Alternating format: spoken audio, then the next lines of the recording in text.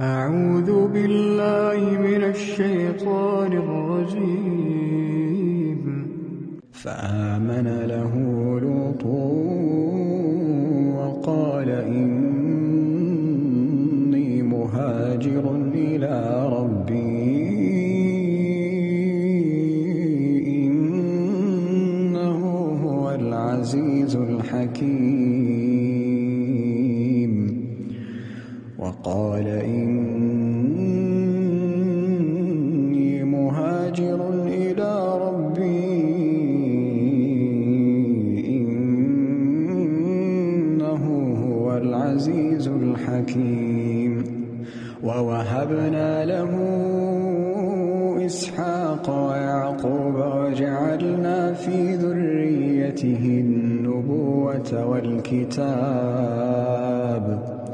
وآتيناه أجره في الدنيا وإنه في الآخرة لمن الصالحين. ولوطا إذ قال لقومه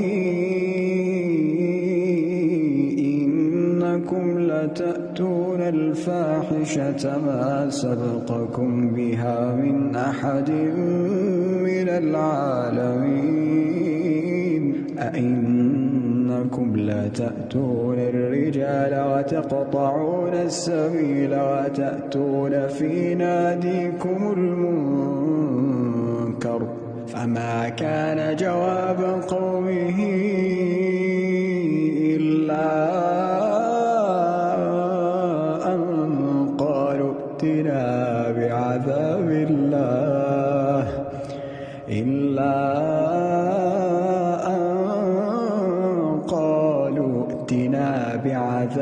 الله ائتنا بعذاب الله إن كنت من الصادقين.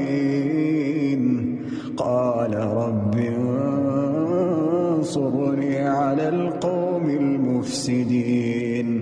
ولما جاءت رسلنا إبراهيم بالبشرى قالوا إنا مهلكو أهل هذه القرية إن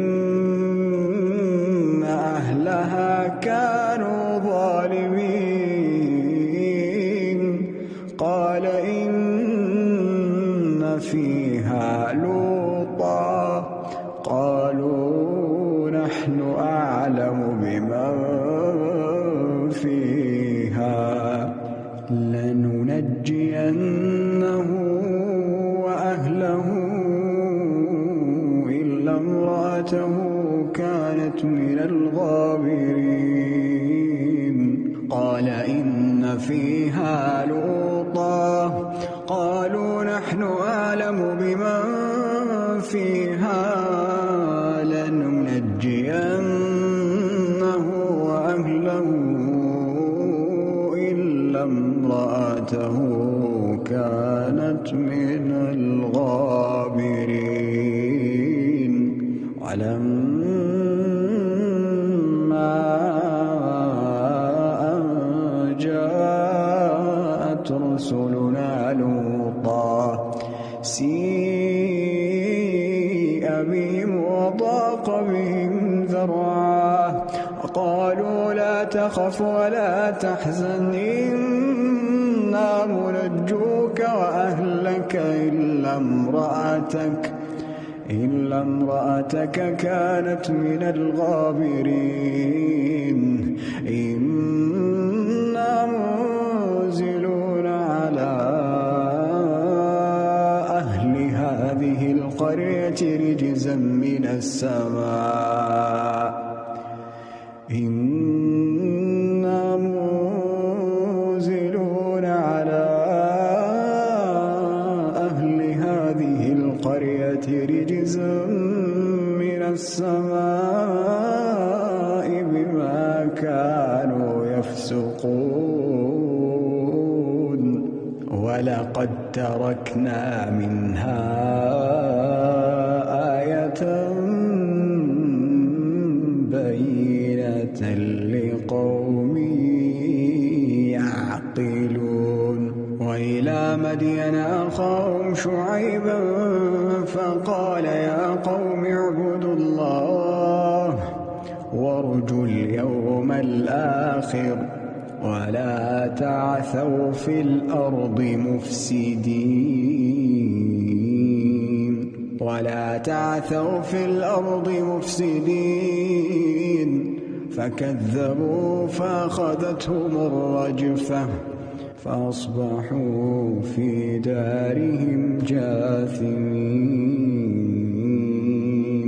فكذبوا فأخذتهم الرجفة فأصبحوا في دارهم جاثمين عادا وثمود وقد تبين لكم من مساكنهم وزين لهم الشيطان أعمالهم فصدهم عن السبيل وكانوا مستبصرين